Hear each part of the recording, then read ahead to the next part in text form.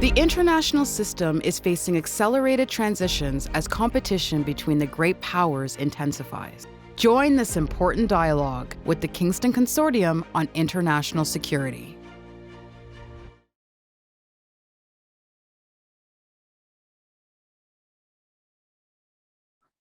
Okay, welcome back, everybody. So we're about to kick off the next panel.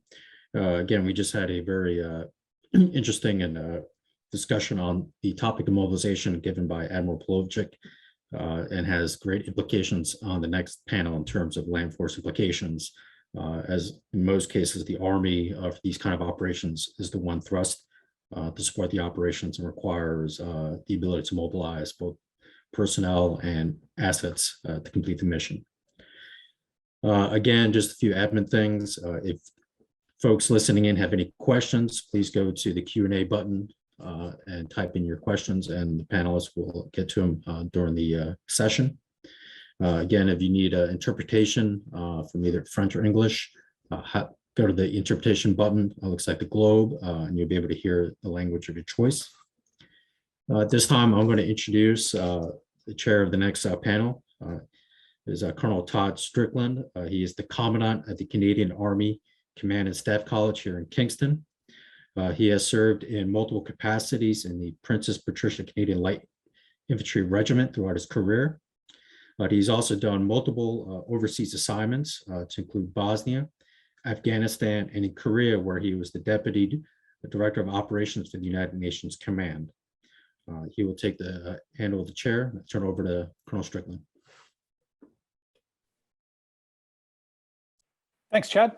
Good morning from the Canadian Army's Command and Staff College. As mentioned, I'm Colonel Todd Strickland, and I'm really happy to be chairing this third panel of what has been an extremely engaging conference to this point.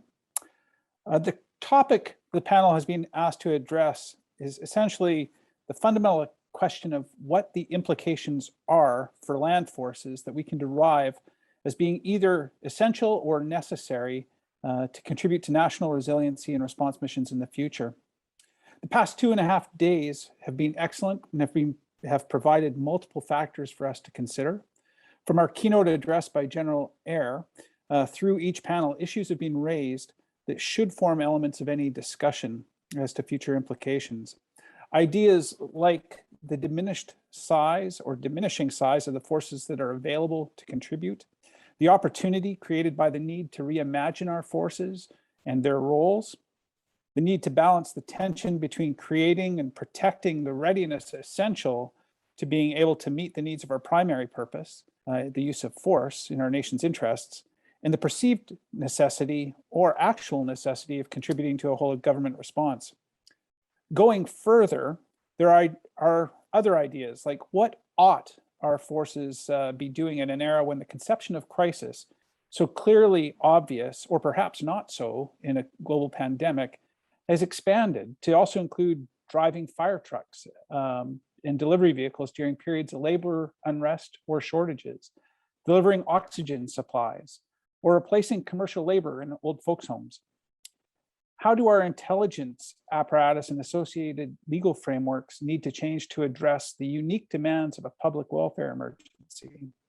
Lastly, how can we build and create institutional credibility, enabling us to be able to react at the same time as our levels of public trust in our governments are all in jeopardy?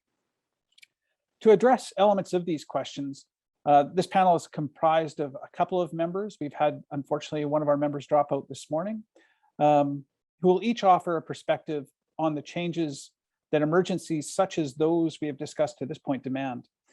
However, in addition to the formal panel that we have, this is also a great opportunity to take advantage of this medium. So I would encourage everyone, if you've got observations on the implications for land forces, or indeed to broaden the question slightly, if you've got implications to our national security apparatus that you think warrant mention, I would encourage you to note them down in the chat so that everyone can profit from them. Additionally, as we mentioned, or as Chad mentioned earlier, use the Q&A button to bring questions to the fore, and then we'll address the questions to the various panelists. Our first member is Professor Yoonkap, or Christopher Lim, of South Korea.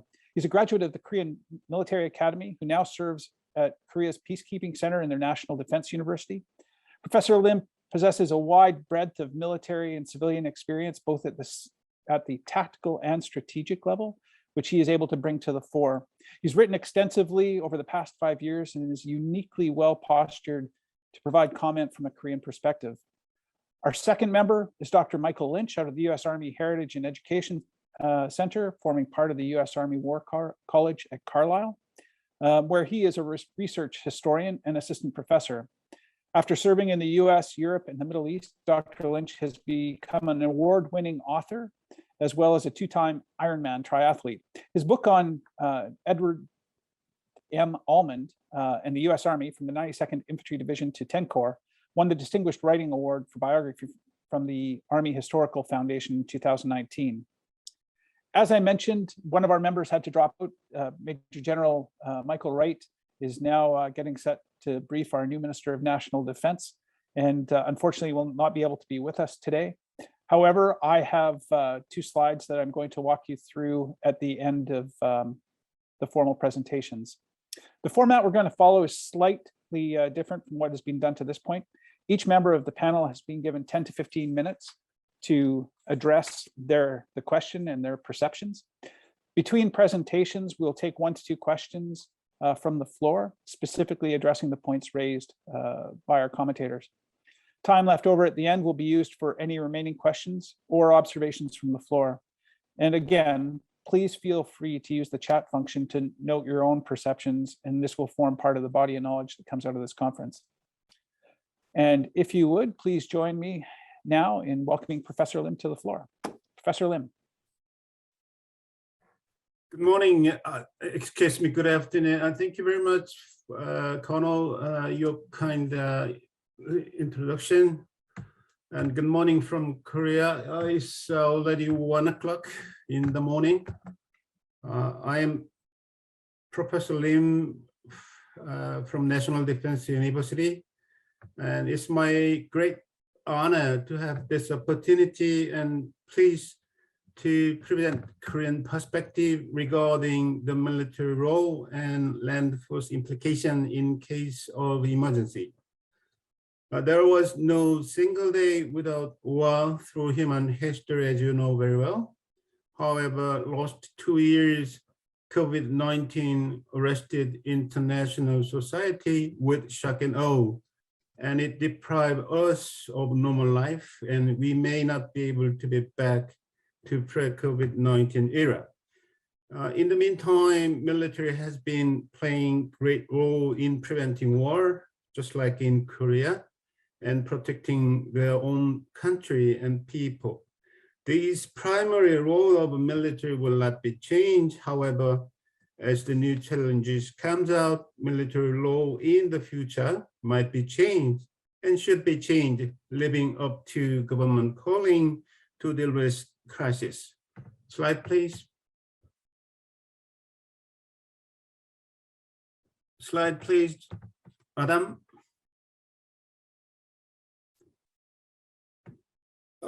In this context, the presentation start from, go back to previous one.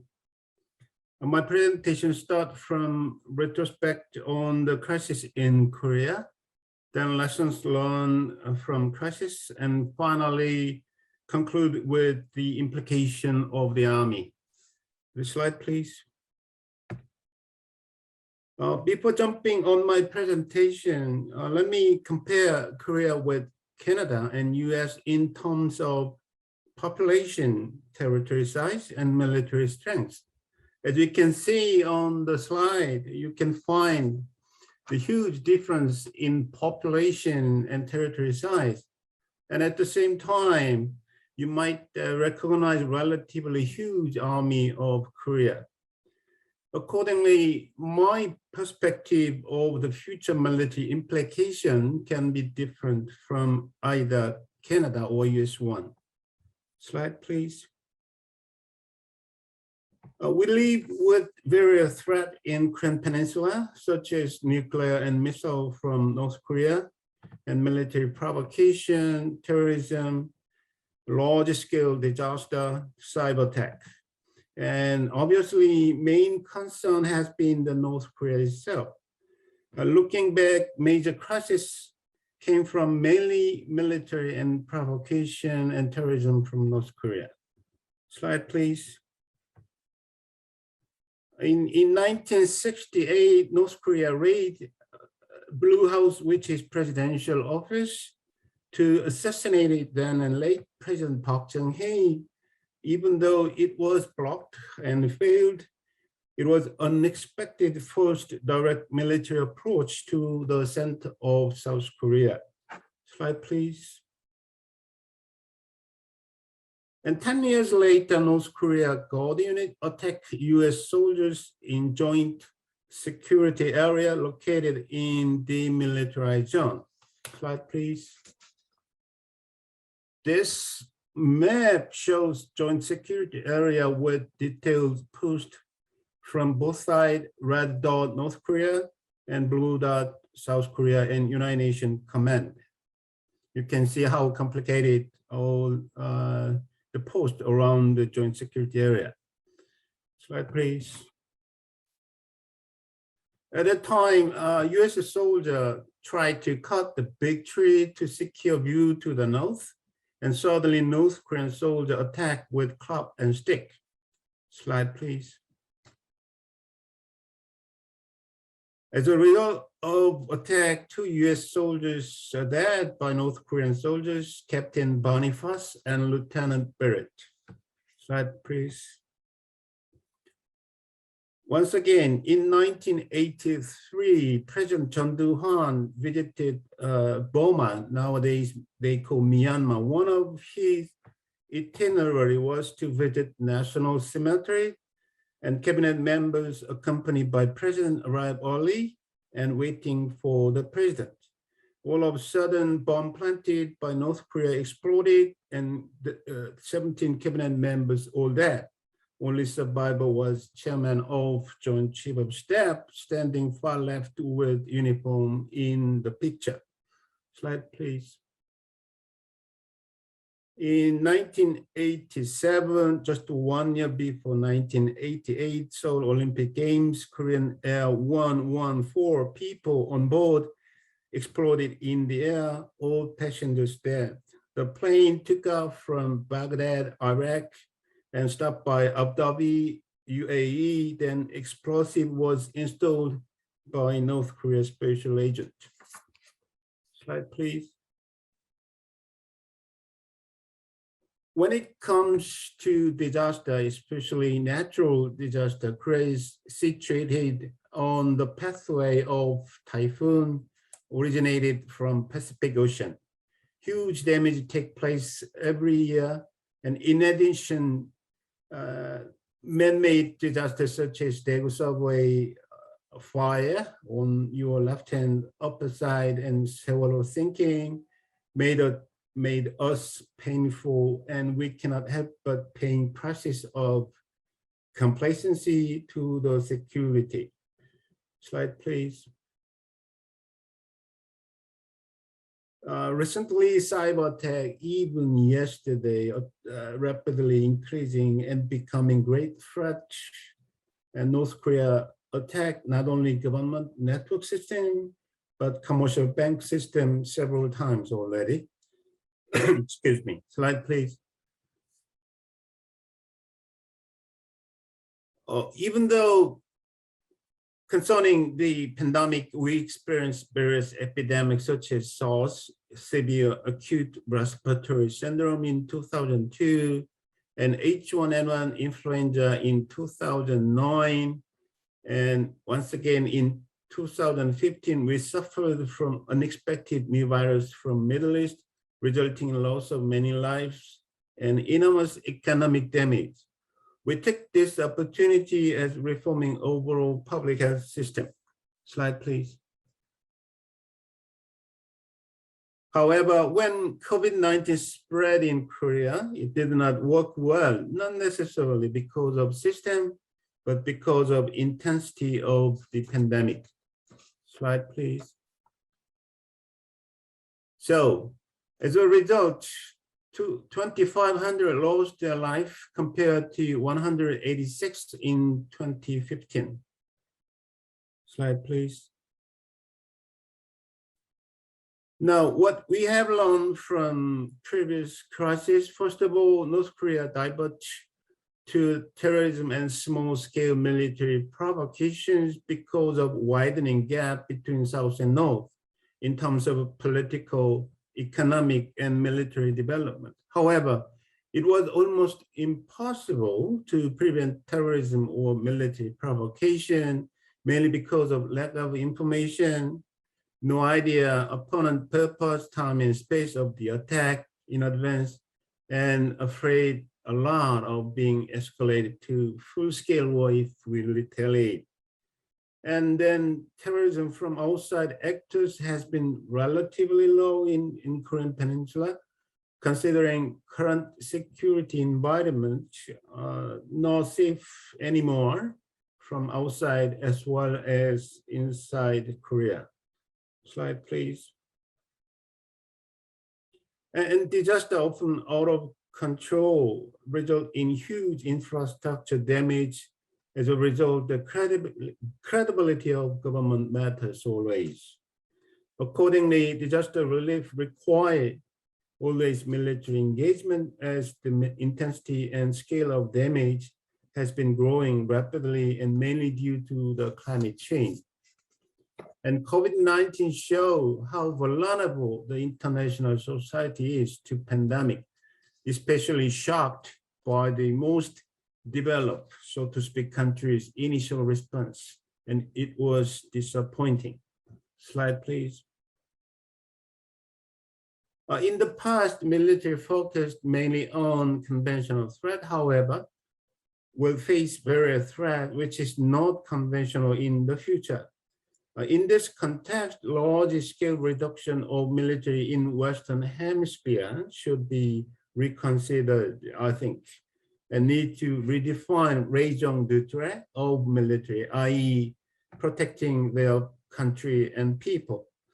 And in dealing with domestic crisis, there should be distinction, obviously, between the civilian and military in terms of law and order, roles and responsibility, and also find the capability gap to deal with future crises solely by civilian government. But in preparation for future crisis, the military is not redundancy, but insurance paid in advance, I think. Slide, please. This slide from UK shows how government perceive military. You can read for a while.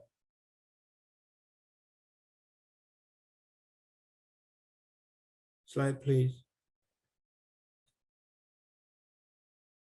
In order to respond various threats, Korean government codified the law, new law, and established central headquarters for managing crisis and designated leading agency, as well as developing new modus operandi.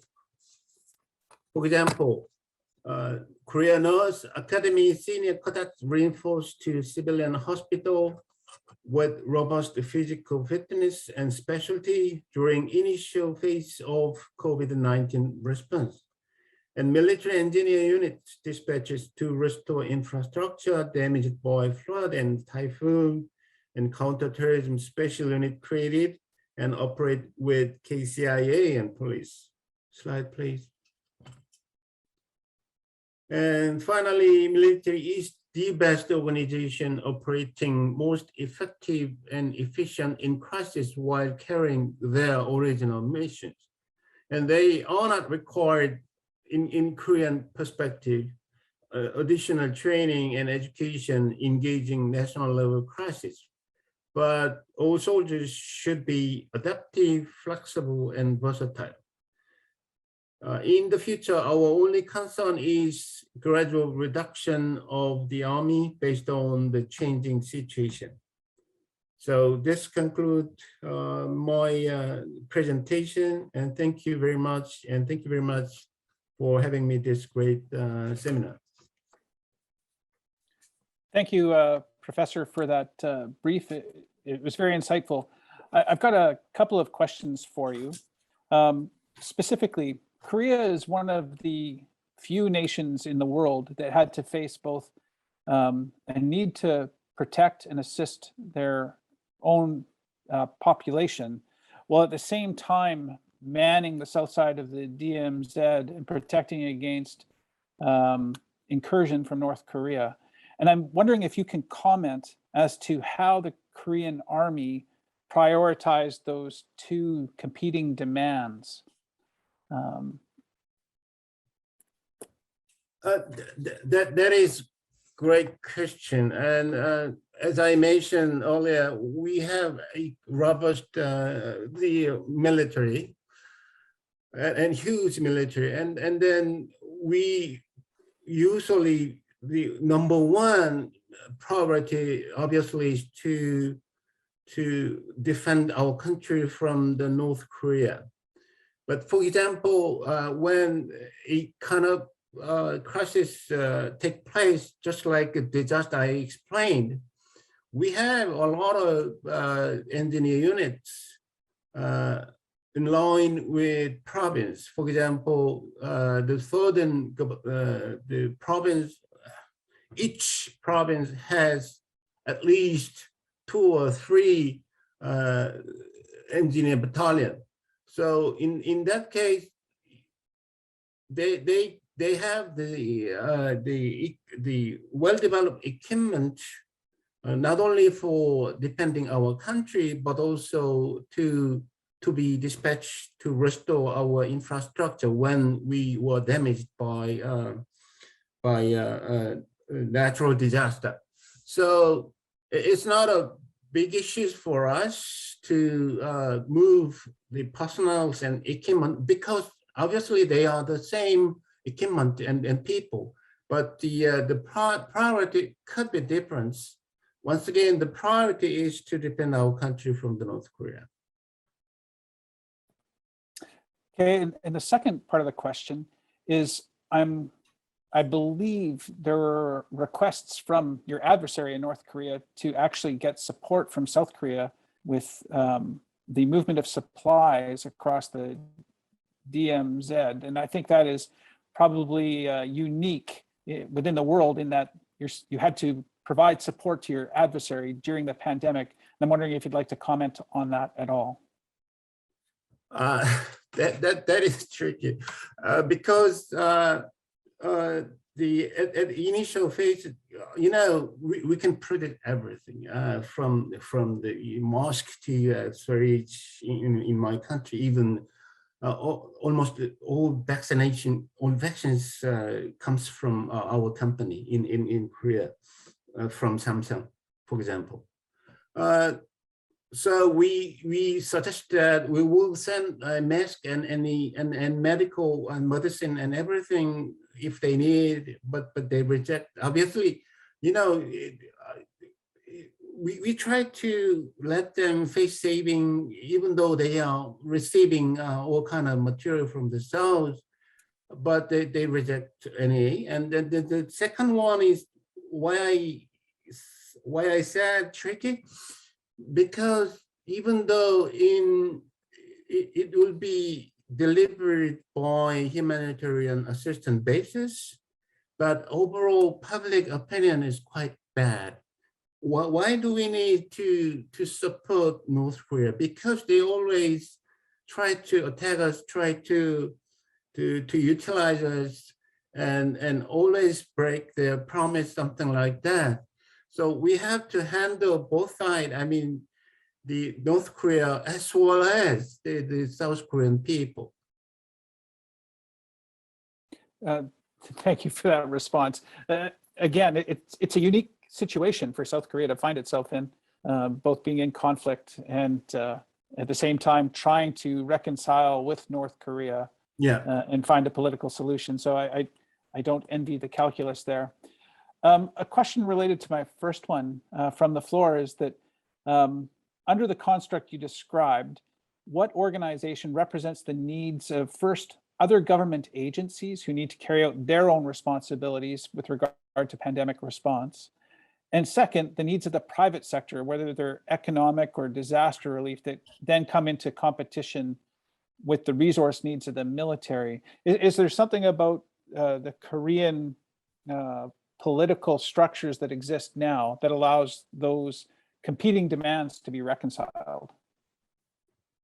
If I understand your question correctly, the first question was whether we have the organization to deal with the crisis amongst agency of the government. Is that right? Yes, that's roughly correct. I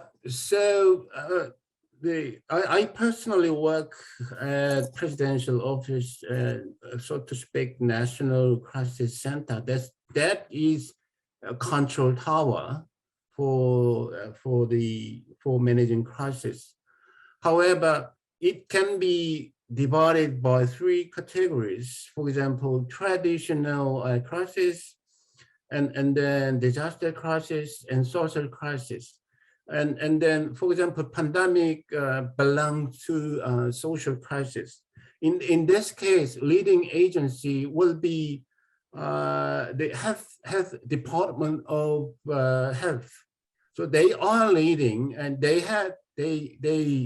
usually they established the headquarters to deal with the crisis, and all the agencies dispatch liaison officer to the department of health.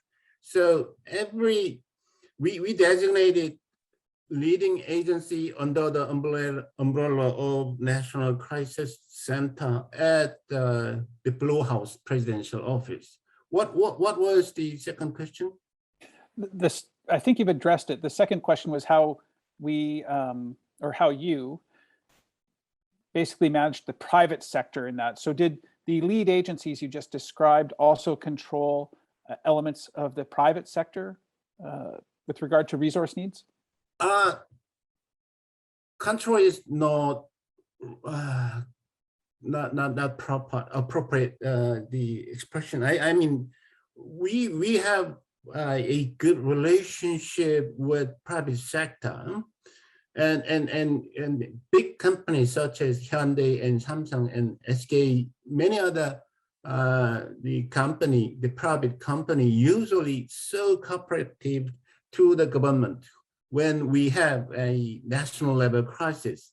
So I can say that the government requests to provide necessary items to the government and to the people.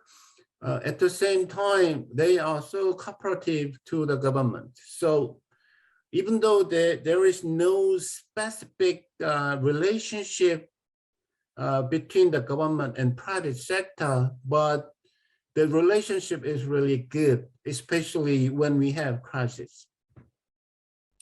Okay, the next question I've got for you, it comes from Mr. Quinn from the Department of Homeland Security. And he was wondering, in relation to General Ayer's comment about how the pandemic can impact overall military readiness, as we're seeing here in Canada, did the pandemic affect your military, especially Army recruitment, training, or retention in any way? As an example, did it affect the Korean governmental policy on conscription? Did you extend the enlistment lengths for your conscripts, or did it have any effect at all? Good question. Not so much. The bottom line is not so much. I mean, you know, we have a robust health system, and we even have a nurse academy, and we, just like many other countries' military, we have our own the military hospital. So when the youngsters comes to the boot camp, we check everything in advance. And if something wrong or confirmed from virus, in that case, we let them back to their home, or not exactly not to their homes, to the medical center to check whether he is really the contaminated or not. So not so much, but and then for example, in my university, National Defense University, we installed everything in front of main gate and the gate, every gate in front of building. And then we have to check our temperature. And if the temperature is abnormal, in that case, they voluntarily go back to their home and just report to their commander or director of the department. And then they will take at least 5 to 7 days off from their work. So my answer is that not so much to our military. I think that maybe if I'm correct, less than 100, I think. Yeah, I think the posture of Korea always being ready to face what is potentially coming from the north directly contributes to your ability to handle, as you termed it, a social crisis that arose, as we saw. Right. So I think with that, Professor, we will let you off the hook. So 감사합니다. And thank you so much. Thank you very much. Thank you very much. And with that, we will move to Dr. Michael Lynch for an American perspective.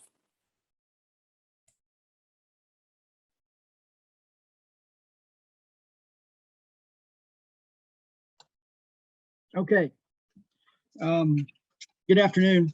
It's a pleasure to be here, and thanks very much to all of the organizers for inviting me. I've been listening for these last 2 days. I'm pleased to learn that many of us are having similar thoughts. It makes me worry a little because I wonder if I have anything actually new to add to the discussion. Let me say first that what I'm presenting here represents only my own opinion based on study and observation, and does not reflect the official position of the Department of Defense, Department of the Army, or the Army War College, unless, of course, I turn out to be right.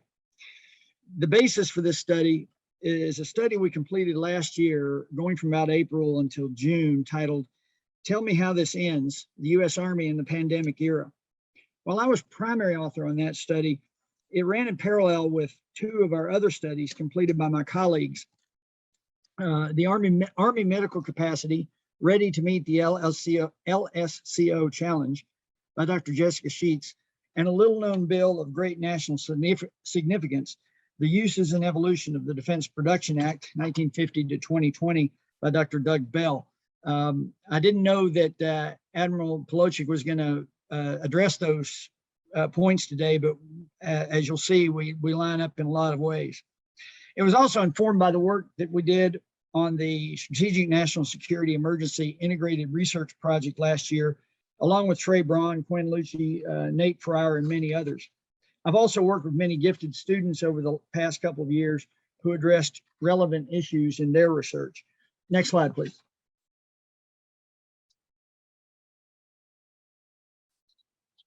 The first 2 days have generally focused on the state of the world, and we discovered that we're all pretty much in the same boat. My challenge is to look ahead to the future and to try to anticipate what the Army might face. I chose to organize the study around the .mil-PF model. In interest of time, I'm not going to cover all these in the same amount of detail, but I'll save that for the conference paper. In the post 9/11 world, we often hear people yearning for a return to normal. That definition of normal always means sometime on Monday, September 10th, 2001. But we're never going back status quo ante. The same is true with this pandemic. When we talk about getting back to normal, normal often means sometime in December or January 19 or 20. The pandemic will define our future for some time to come. Next slide.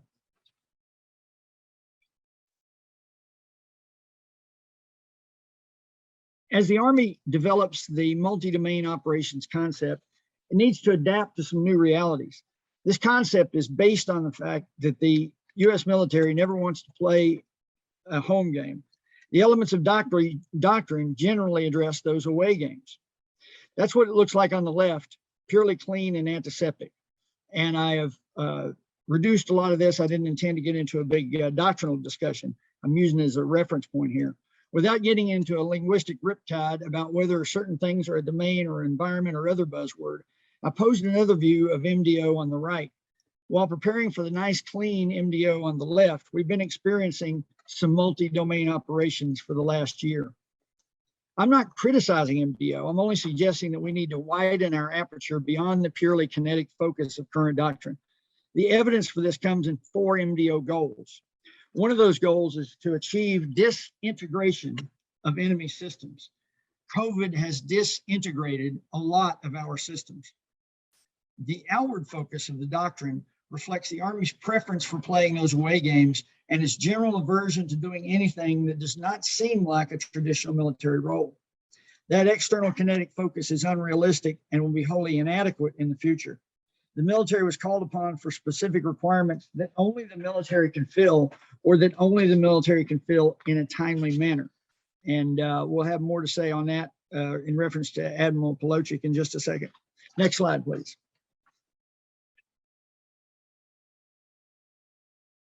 The fact of the matter is, last spring, summer, and fall, most of the Army was working for either our North, the Army Corps of Engineers, or the Surgeon General. The recent change to Army doctrine says we must first protect the homeland. That's true. With all the problems we experienced in the past year, perhaps the Army ought to examine whether or not it is appropriately structured for defense support to civil authority, or DSCA. The Army is already grappling with the changes necessary to prepare for large-scale combat operations, or LSCO. The brigade-centric force structure of the last 2 decades is inadequate for sustained LSCO. That is perhaps nowhere more evident than in the stripped-down medical structure we have now. Some of the lessons we think we learned from Desert Storm were wrong.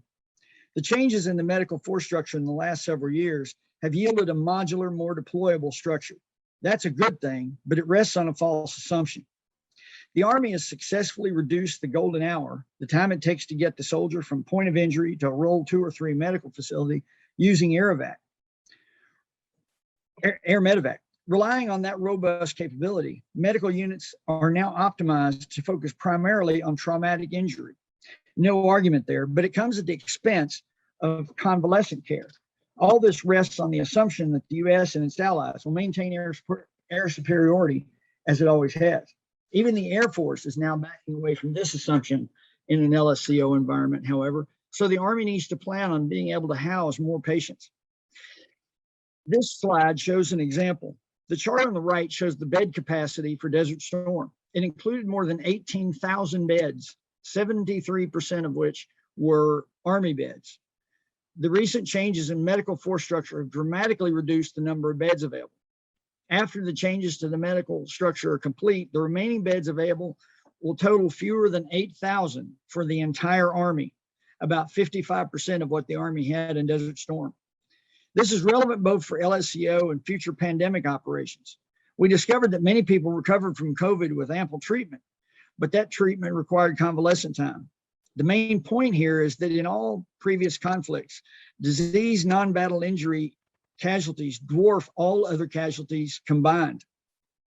In the lower right-hand corner, you see the casualty figures from Desert Storm. I realize Desert Storm was a relatively low casualty operation, but I use these as a comparison to the number of beds available, which indicates that that number was adequate rather than excessive. And you see there, we tend to focus on the 19 KIAs and the 126 non-battle deaths combined with the 354 wounded, but we forget all about the 11,000 who needed some sort of urgent or non-urgent medical care beyond trauma or besides trauma. Next slide, please.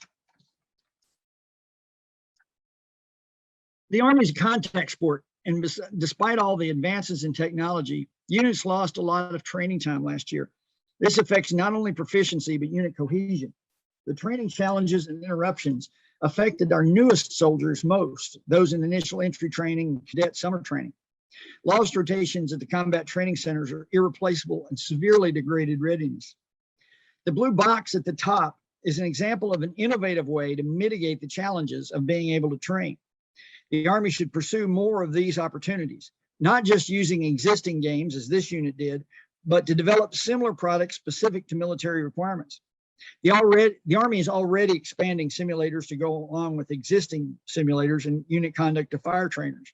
The most recent example being a Stinger simulator. The Army should explore other opportunities to develop simulators not yet in use to enable soldiers to train in a wide variety of MOSs. We all know that simulators can never replace doing it for real.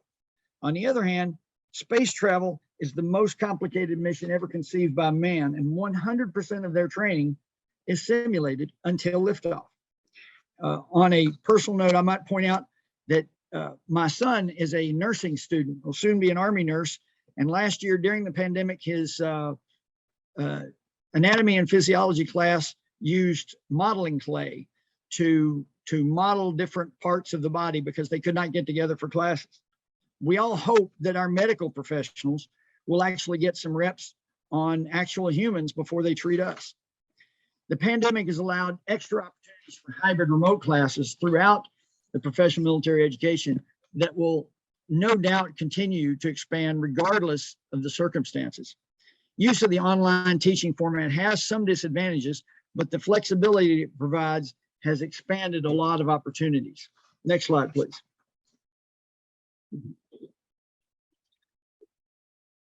I just want to point out one thing here. Senior leaders recently admitted that the Army has botched the strategic communications message related to vaccines, which has now exacerbated the vaccination problem. I don't hold them responsible. The word botched is not mine. It's actually the general who said this. But I think in some ways they can get a pass here. Senior leaders did not originally consider the necessity of countering the misinformation regarding vaccinations. In the initial months as the world awaited a vaccine, there was no anticipation of a backlash against it. There's always been a small minority of people who are against any vaccine, but the initial panic of a worldwide pandemic left most people screaming for one. But by the time the vaccine began to roll out, the political and ideological split in the nation had affected the mood. The need to get the vaccine out quickly meant some doses preceded full FDA approval, and making it initially voluntary gave soldiers a chance they never have had before. This was and remains a challenge throughout DoD. Next slide, please. The pandemic has caused serious damage to the supply chain, and Admiral Polochik alluded to that.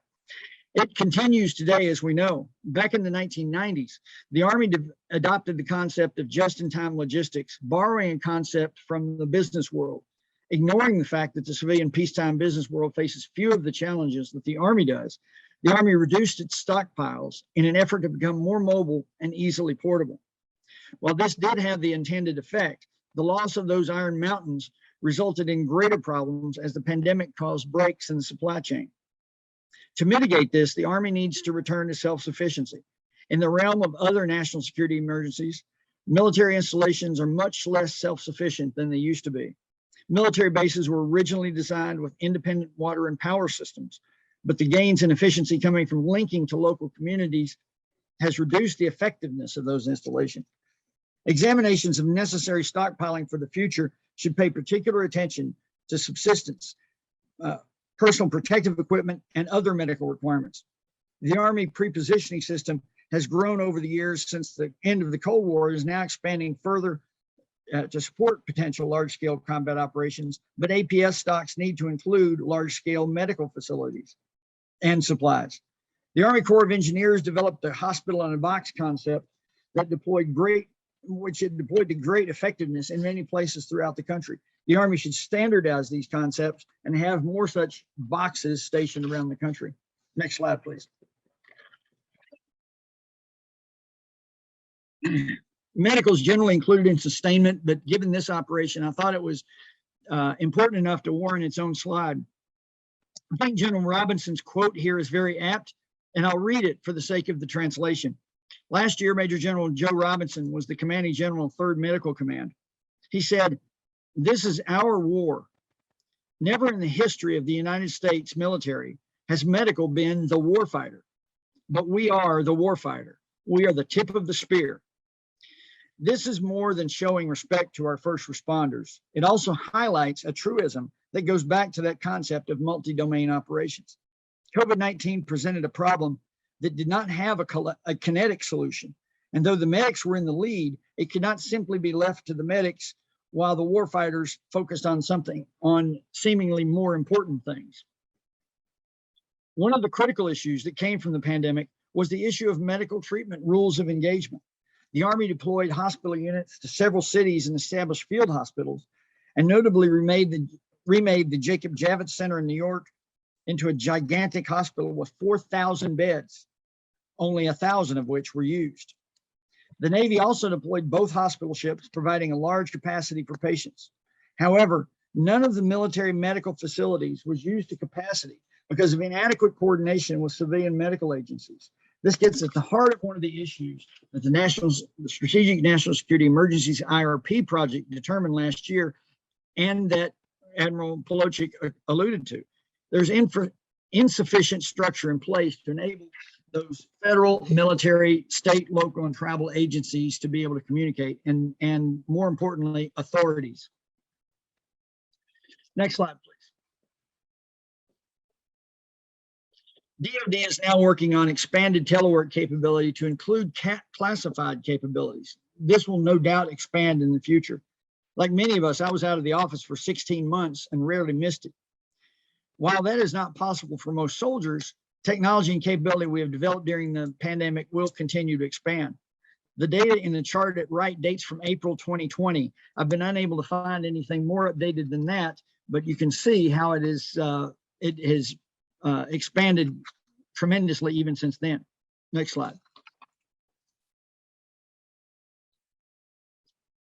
We've already seen the effects of long-term quarantines, and we'll no doubt continue to experience quarantine for the next year or so. Possible future effects include recruiting. Army policy was changed early on in the pandemic to make people who had survived COVID ineligible to enlist. I don't know whether that policy remains in place, but it seems particularly wrong-headed. The subject of mental and behavioral health has received much more attention in the Army in recent years, and that trend will need to continue as we consider the effects of quarantine and restrictions of movement and other pandemic-related mitigations on mental health. We've already discussed the pandemic's corrosive effects on readiness and training, but the effects at soldier level, the effects at soldier level can be even more pronounced. Anecdotal evidence from a young lieutenant in my family indicates that soldiers trapped in the barracks with nothing to do for months at a time is a really bad omen. The really big black swan here is vaccine refusals. The charts indicate the number of casualties across the DoD from COVID, as well as the numbers currently vaccinated. Those who got sick and recovered are included among the casualties for two reasons. First, when soldiers are sick, they require medical care, adjusted duty, and sometimes hospitalization. We've taken these extreme measures, but then COVID must be, sorry. When COVID was first announced in the early days of the pandemic, there was a lot of panic.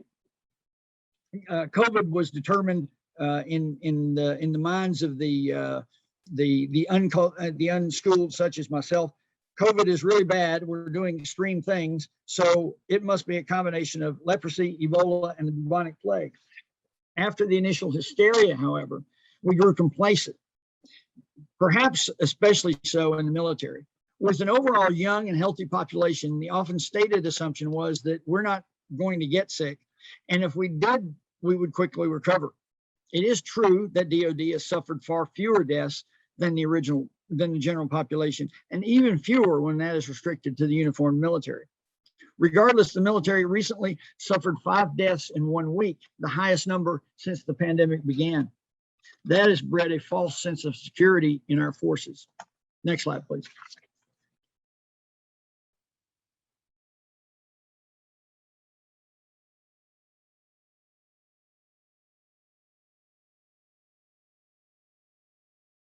Next slide, please. Thank you. One of the main unfinanced requirements this year included the necessity to provide quarantine facilities for infected soldiers and additional requirements for screening and tracing and adjusting facilities for social distancing. In a time when many civilians were put out of work, and by this I mean non-government civilians were put out of work for months at a time, the Army and DoD provided an economic engine in many ways. Existing contracts continued, and soldiers and DoD workers continue to get paid and contribute to the economy. This might also be an unintended focus in the future. That is just to point out there will be additional strains on facilities as we go forward, as well as the budget. Next slide, please. The main policy we are addressing at the moment is what to do about vaccine refusals, and that is pretty well straightened out. There's a very clear readiness issue here that has potential long-range effects as other threats emerge. The difficulties the pandemic presented exacerbated previously existing budgeting problems, however. The DoD needs to seek legislative reform of budgeting requirements. And this has been an ongoing issue long before pandemic and it's unrelated to anything else. But the difficulty the DoD has in executing its budget was magnified by the pandemic and the inability to do a lot of the things that we need to do. That can only be fixed through legislative relief. It's above our level, but it's something that we should look at. Next slide, please. A previous speaker and Admiral Pelosi this morning have already mentioned that there's a danger that the military becomes overcommitted with multiple requirements for pandemic relief, natural disaster, civil unrest, and conflicts overseas. I agree with that, and will add that all of these fall disproportionately on the Army. Army National Guard leaders, as recently as this week, are becoming alarmed at the number of extra missions their troops have gained, which in some states includes driving school buses to replace bus drivers. But because all COVID-related costs are reimbursed 100% by the federal government, states are incentivized to use that rather than state or local assistance. What I've listed there are just a laundry list of items or missions that the military can expect to be called upon to perform in the future. And we all realize that's a partial list. We don't know what else will come. Next slide, please. I have completely rewritten the ending here based on what on Admiral Polowczyk's presentation. I agree with him 100%, but I think we have to go one step further. The public-private partnerships are great, but DoD will remain the easy button because of our capacity for planning, execution, capability, and mission focus.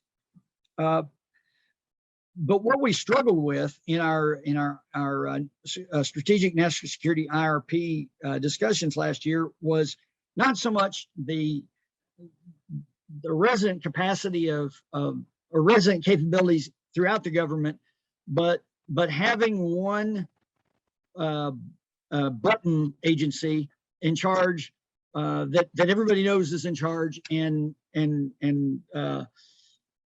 everybody falls in line. In order to fully harness the power of the government, we need unity of command. FEMA, DHS, HHS, Commerce, DoD, and many others have roles, but unless and until another agency is formally authorized by legislation or executive order and funded appropriately, DoD is always going to be the easy button. I think in times of crisis, it is easy for professionals to come together and get things done, as we saw happen time and again in the pandemic. One of the biggest examples is Sanofi and GlaxoSmithKline came together to work on a vaccine. When you have two gigantic drug companies coming together to work on a common problem, you know that pretty much everybody else can. But what we need before we can form those public-private partnerships is we need a formal designation of authority for exactly which agency is in charge, and then that enables us to form a temporary task, or not temporary task force, but an understanding, perhaps a standing task force. So that is what I think the only thing that I could add to Admiral Polowczyk's discussion. Beyond that, we need to prepare for perhaps expanded and increased ideological resistance to the vaccine and mitigation measures. If we can push back against vaccines that are for COVID, then we can also push back against vaccines for yellow fever, and all the other vaccines that we have to take when we deploy. So that's something we have to watch out for. I think I've titled this slide, "What's the next black swan?" and just to color in that, I think pretty much everybody's familiar with the imagery of the black swan and what that means. The actual originator of the term black swan did not think that the pandemic was a black swan because he had been predicting this before. I would submit that it was a black swan to those of us who were not epidemiologists or virologists or paying that close attention to those sorts of things. So what is our next black swan? Well, I think we're fully prepared for COVID-19 now. I don't think we're prepared at all for SARS-23 or Ebola 24 or whatever comes next. So how do we get ready for that? What do we get ready for? We have back to the multi-domain operations model. We now live in a world of bio war, and we need to think about that. Whether or not that biological threat was delivered by man or was natural is irrelevant. We now live in a biological format. The last thing is to think about is what's the balloon payment on this? We keep thinking that people have recovered, have gotten the COVID and recovered, but we don't know what the downrange effect of that virus on their bodies will be. We've already seen some indications that there may be some permanent damage, but it's something that we need to be prepared for in the future. And with that, I will stop and be prepared for your questions. Doctor, thank you very much. I've got a number of questions for you, so we'll kick right off from Sure. Colonel Richard Garan, who has asked, multi-domain operations consider gaining physical and psychological advantages and influence and control over the operational environment. Considering the example you mentioned about messaging COVID vaccination, do you consider physical action, what you refer to as kinetic, equally or more important than psychological aspects? And if so, does it drive the force development and resources for the U.S. Army, and in what way? And he follows up with, is the next black swan the misinformation and knowledge manipulation? So, sir, over to you. To the first question, I love that question. Thank you, because it gives me a chance to use the U.S. Army War College's standard answer, which is it depends. It really does. I think that, you know, there are problems which only have kinetic solutions. Not every problem has a kinetic solution. But my point in using the MDO is that we tend to focus outwardly. We focus externally rather than internally. Even though we're talking about protecting the homeland, we don't think about all the things that it takes to do to protect that homeland. As a retired Army officer, if you tell me to protect something, I automatically start thinking about, you know, manning the line somewhere. I don't think about all the other things that happened during the pandemic that we would be required to do. As for psychological preparation, I don't think we can ever underestimate that. And in terms of psychological preparation of our troops, I think it is critical, because as I alluded to at the beginning, when we really didn't understand a whole lot about COVID, we tended to treat it like it's a combination of all the worst things we've ever heard of. I describe all snakes the same way. You know, they're all spitting cobras, you know, cottonmouths kind of thing. But as we grew more to understand it, that was sort of a psychological salve and allowed us to relax a bit, and maybe too much. I hope that answered the question. I think that's the second part is the next black swan. Is it misinformation and knowledge manipulation? Yes, I absolutely think it is. And I I don't even think it's a black swan anymore because it's here. It's a flock of black swans, and the really the black swan part is how far will it go? And the thing that I couldn't get my head around it because it never occurred to me to refuse the vaccination. For most of us, when we came in, first came in the Army, we quickly we were told we're getting a vaccination, and before we had a chance to react to that, we were getting it. Beyond that, anytime I've deployed anywhere, it was pretty obvious that a quick shot in the arm was preferable to whatever else, the potential hazards of the area we're going to. So, yeah, that's going to be a problem for the future. And the problem is it's ideologically driven, and that we're not going to be able to change. We're not going to be able to change that easily, I don't think. So picking up on that a little bit and going more to the foundational aspects of implications for land forces, John Keese has asked, by describing a pandemic, which historically is a normal part of the human experience, much as war is, as a war, have we risked confusing just what a war actually is? Well, another great philosophical question.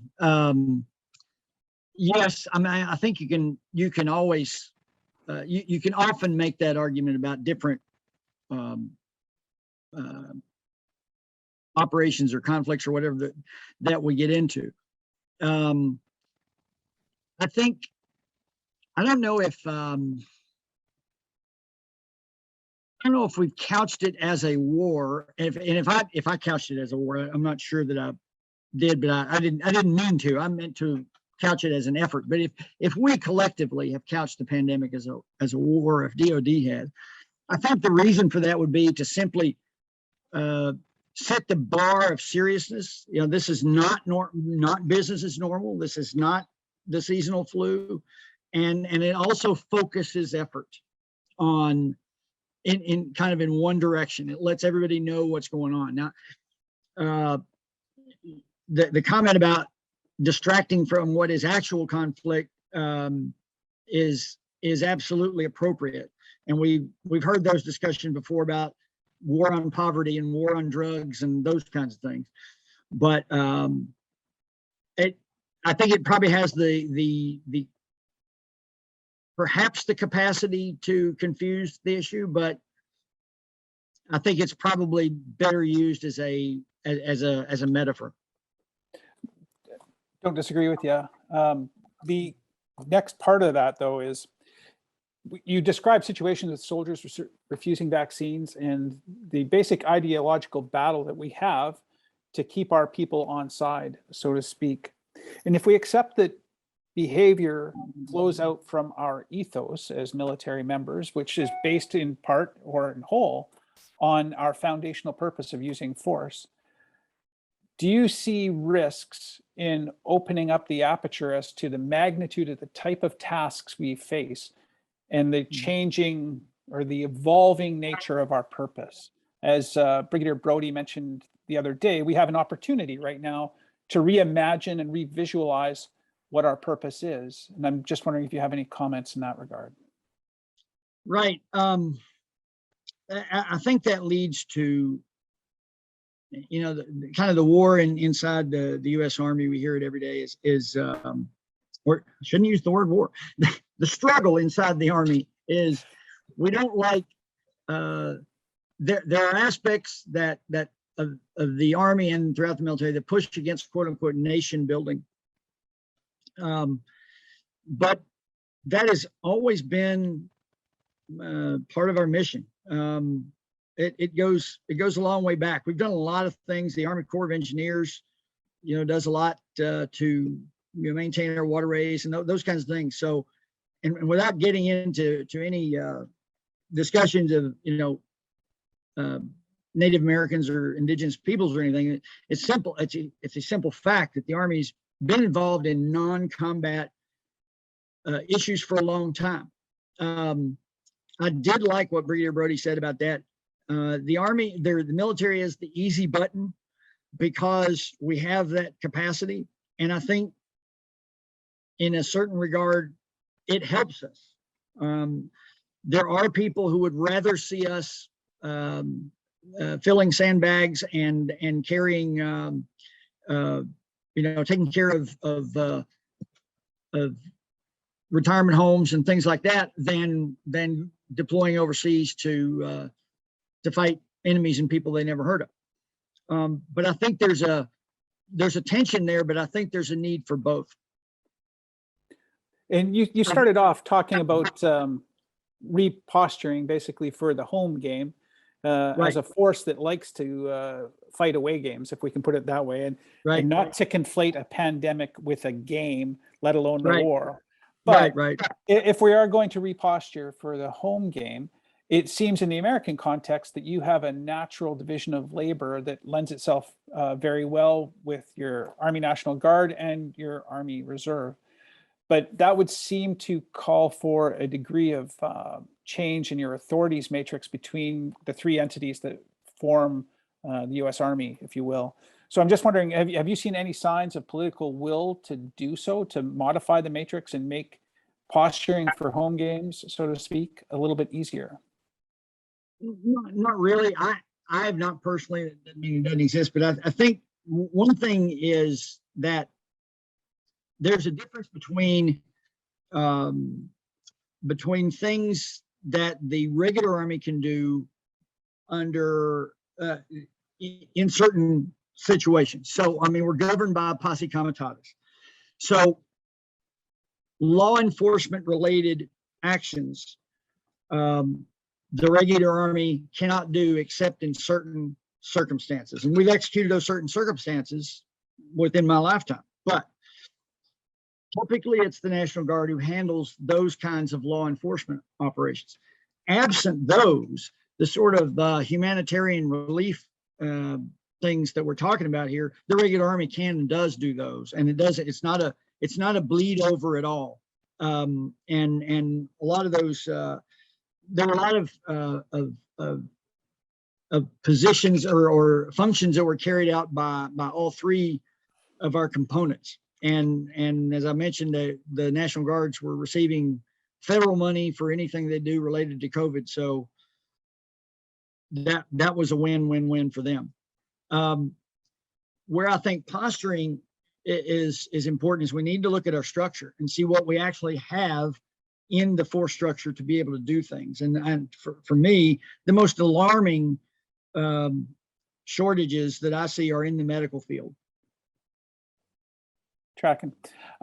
There's a question by Dr. Christopher Ankerson out of New York that is in the Q&A. It's already being answered by William or Trey.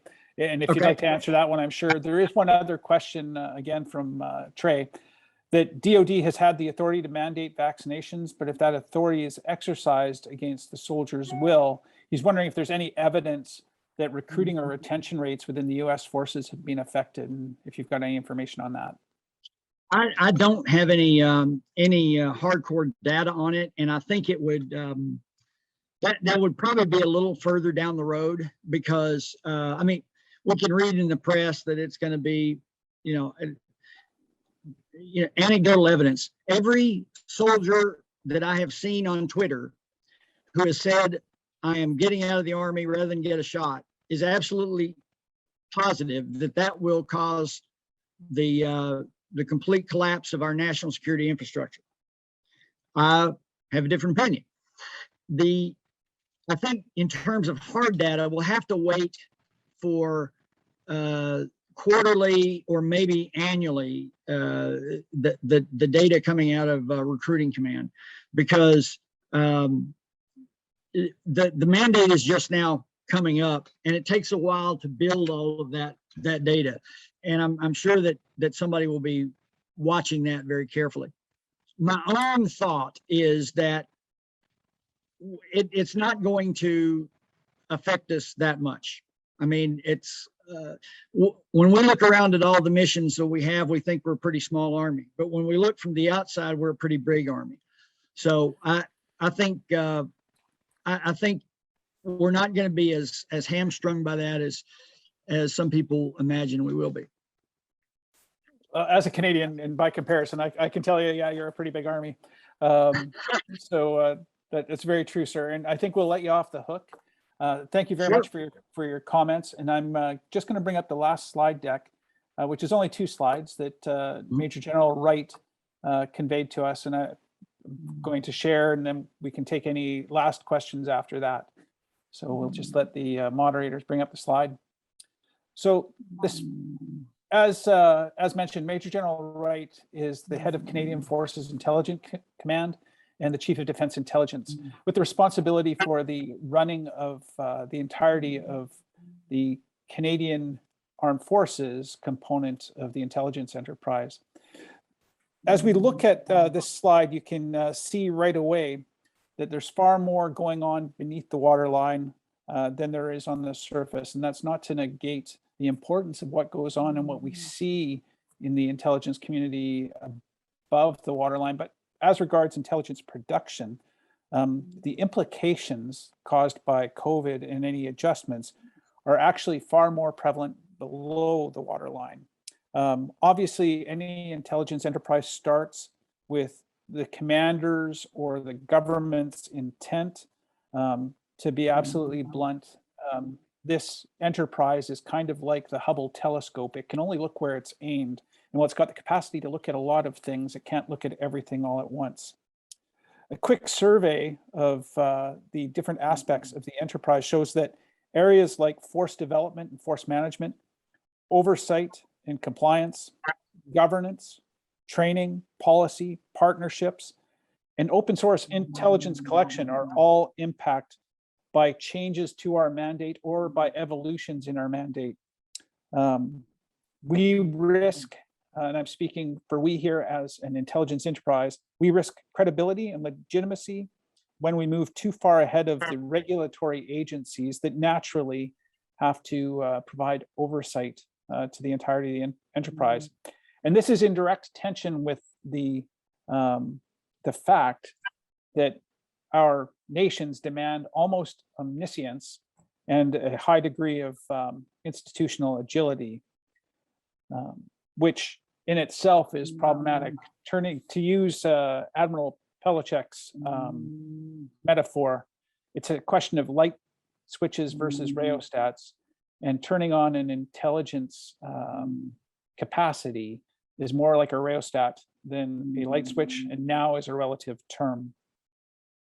That being said, we are actually in the midst in Canada of a systemic renewal of our intelligence enterprise. And we are now actually at the 3rd stage of a 4-phase operation.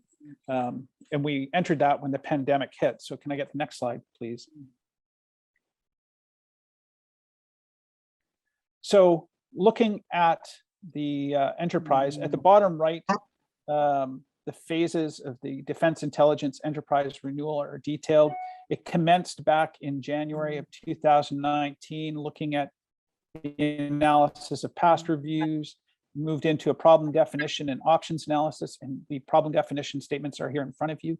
And then between October and March, or October 9th, 2019 and March of 2020, course of action development began, just concurrent with the pandemic really hitting North America.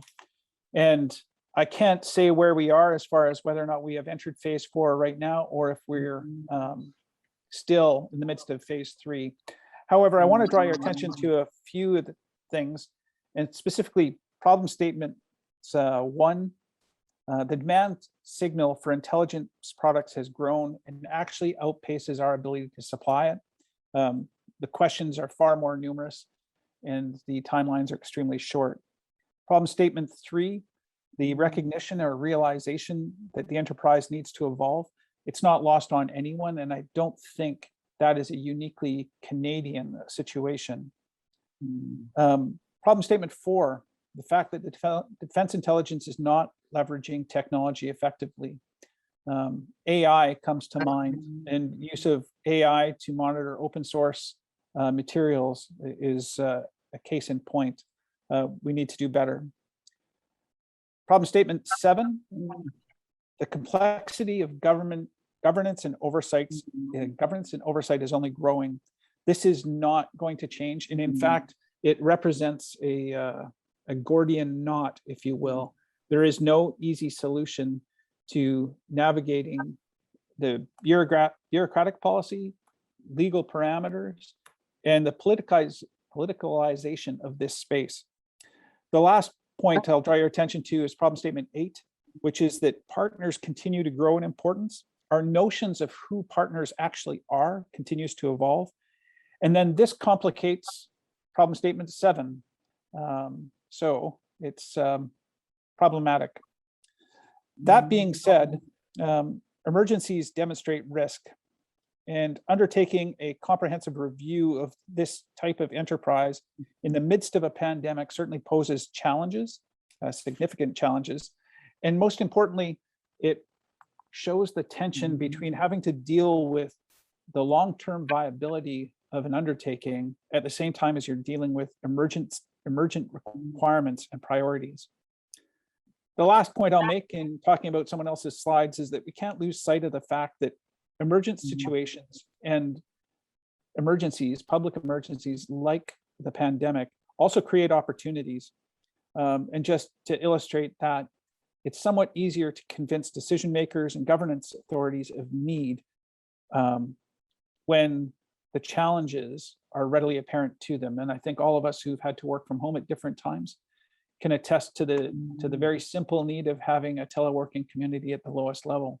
And I would say you could find examples at every echelon above the chain. And with that, I'm just going to see if there's any other questions here from the floor, or any comments anyone wants to make. And I'll open the floor completely to questions, as I think we've answered everything that I've been given.